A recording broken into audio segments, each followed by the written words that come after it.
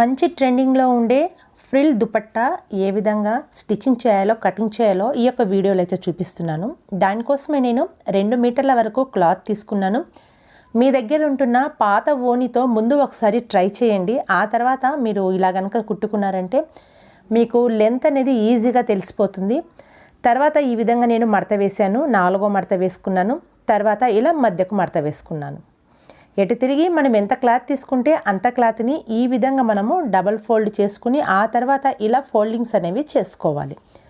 ఇలా నేను ఫోల్డింగ్ చేసుకున్న తర్వాత మన క్లాత్ ఎంత విడ్త్ ఎంత లెంత్ ఉంటుంది అనేది చూసుకోండి. ఒక సైడ్ వచ్చేసి నాకు 22 వరకు వచ్చింది, ఇంకొక సైడ్ చూస్తే నాకు 20 ఇంచెస్ వరకు వచ్చింది. ఇప్పుడు ఎక్కడైతే మనకు తక్కువ వస్తుందో అక్కడ మధ్యకు ఒక మార్కింగ్ అనేది చేసుకోవాలి. నేను 20 ఇంచెస్ వచ్చింది కదా, ఇలా ఫోల్డింగ్ చేసుకుంటే సెంటర్లో నాకు 10 ఇంచెస్ అండి. 10 ఇంచెస్కి నేను సెంటర్లో ఇలా మార్క్ చేసుకున్నాను. ఆ తర్వాత ఆ సెంటర్ నుంచి ఈ విధంగా చూయించే విధంగా 10 ఇంచెస్కి మొత్తం రౌండ్గా సర్కిల్ అనేది వేసుకోవాలి. ఇలా నేను సెంటర్కి ఒక పిన్ చేసుకున్నాను, మనకు ఈజీగా ఉంటుంది ఇలా తిప్పుకునేటప్పుడు. ఇదే విధంగా నేను 10 ఇంచెస్కు తీసుకుంటున్నాను. మీరు తీసుకునే క్లాత్ వెడల్పును బట్టి మీకు ఇక్కడ 10 ఇంచెస్ వస్తుందా 12 ఇంచెస్ వస్తుందా అనేది మీ యొక్క క్లాత్ని బట్టి ఆధారపడి ఉంటుంది. తర్వాత నేను ఇలా మొత్తం రౌండ్గా మార్కింగ్ వేసుకున్నాను. ఆ తర్వాత సెంటర్ నుంచి నేను 3.5 ఇంచులకు మార్కింగ్ వేస్తున్నాను. 3.5 ఇంచులకి మార్కింగ్ వేస్తున్నాను. మీరు అంతకంటే చిన్నగా కనుక మార్కింగ్ వేస్తే మీకు ఈ యొక్క దుపట్టా ఏదైతే ఓని ఉంటుందో దాని యొక్క లెంత్ వచ్చేసి తక్కువగా వస్తుంది. ఇంతకంటే మీరు ఎక్కువగా తీసుకున్నారనుకో ఓని యొక్క లెంత్ మీకు ఎక్కువగా వస్తుంది. ఇప్పుడు రౌండ్ సర్కిల్ నేను ఈ విధంగా మెజర్ చేస్తున్నాను. నాకు 21 వచ్చిందండి. అంటే ఇవి వచ్చేసి మనకు 8 లేయర్స్ వస్తాయి.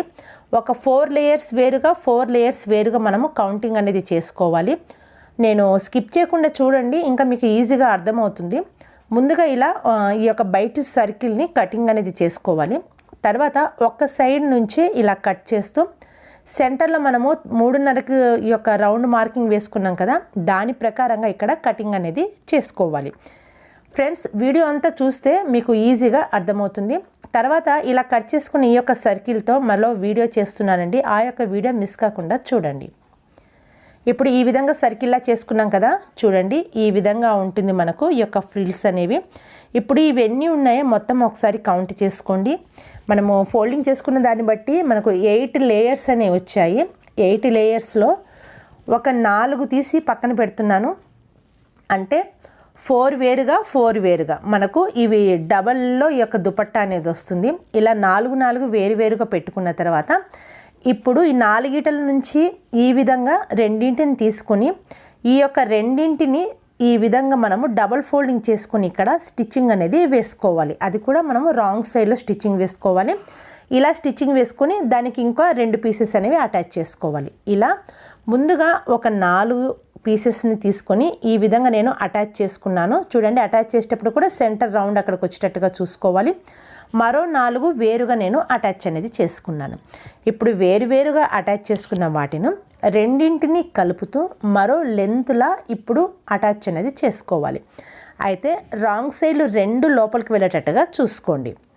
మనము ఎటు సైడ్ అయినా సరే దీన్ని యూజ్ చేసుకోవడానికి వీలుగా ఉంటుంది. కాబట్టి రాంగ్ సైడు అంటే మనం ఫోల్డింగ్ చేసుకున్నప్పుడు ఆ యొక్క ఫోల్డింగ్స్ వచ్చాయి కదా, అవి సెంటర్లో వెళ్ళేటట్టుగా చూసుకుంటూ ఇప్పుడు వీరెన్నింటిని ఈ విధంగా పట్టుకుంటూ ఇలా షెడ్ చేసుకుంటూ ఇప్పుడు ఇక్కడ లాస్ట్లోకి స్టిచ్చింగ్ అనేది వేసుకోవాలి.